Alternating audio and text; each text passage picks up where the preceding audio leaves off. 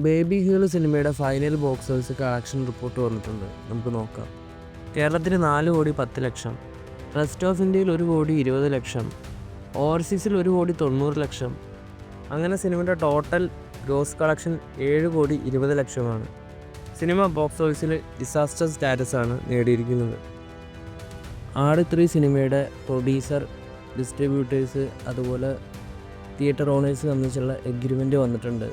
Cinema എന്തായാലും March 19 Eid റിലീസായിട്ട് എത്തുമെന്ന് confirm ആയിട്ടുണ്ട്. പ്രകമ്പനം സിനിമ 13 ദിവസം കൊണ്ട് കേരള ബോക്സ് ഓഫീസിൽ 10,18,00,000 രൂപയാണ് കളക്ഷൻ നേടിയിരിക്കുന്നത്. ആശകളായിരുന്നു സിനിമ 6 ദിവസം കൊണ്ട് കേരള ബോക്സ് ഓഫീസിൽ 3,81,00,000 രൂപയാണ് കളക്ഷൻ നേടിയിരിക്കുന്നത്. നാനിയുടെ പാരഡൈസ് സിനിമ ദുരന്തർ സിനിമയുമായിട്ട് ക്ലാഷ് ഒഴിവാക്കിയിട്ടുണ്ട്.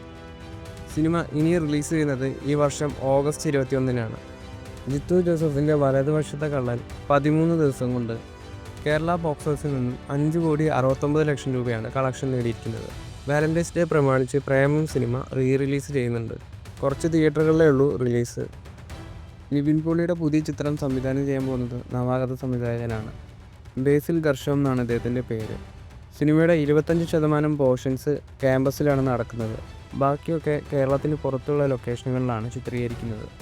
ഈ വർഷം മെയ് ജൂൺ മാസത്തിൽ സിനിമയുടെ ഷൂട്ടിംഗ് ആരംഭിക്കും. നിവിൻ പോളി ബി ഉണ്ണികൃഷ്ണൻ സിനിമയുടെ ടൈറ്റിൽ ലോഞ്ചും ട്രെയിലർ ലോഞ്ചും ഈ വരുന്ന 17-ാം തീയതി നടക്കും. ഈ ഒരു ഇവൻറ്റിൽ മുഖ്യ അതിഥിയായിട്ട് ലാലേട്ടൻ എത്തുമെന്നാണ് പറയുന്നത്. ഏകദേശം 3 മിനിറ്റ് ദൈർഘ്യമുള്ള ട്രെയിലറാണ് സിനിമയുടെ ഭാഗത്തുനിന്ന് ഒരുങ്ങുന്നത്. ഒരു പൊളിറ്റിക്കൽ ത്രില്ലർ ജോണറിൽ വരുന്ന സിനിമയാണിത്.